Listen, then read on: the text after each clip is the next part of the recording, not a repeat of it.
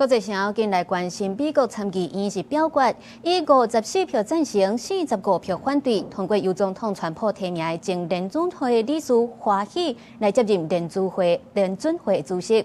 所以來華喜上任了後，就要面對着油價甲通貨膨脹壓關。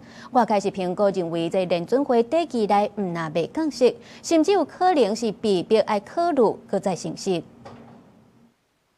The ayes are 54, the nays are 45. The nomination is confirmed.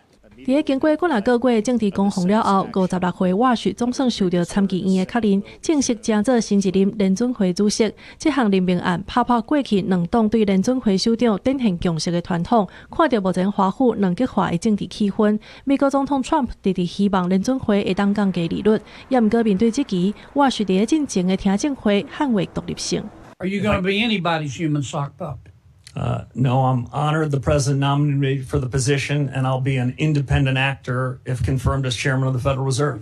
不過，沃許接落來的，無定着是一個充滿挑戰的經濟重擔。根據美國勞工部公布的數據，受到荷姆茲海峽封鎖、原油供應斷暫的影響，4月生產者物價指數起 1.4%，是4年來上大的。油價也當咧開始影響經濟各領域，這也代表通貨膨脹加權的趨勢愈來愈明顯。We've got mixed performance in the market today. You've got technology leading some of the sectors higher. S&P 500's at an all-time high today, but because of that hotter than expected inflation print from producer prices, we've seen those interest rate sensitive sectors like financials and utilities a little bit weaker.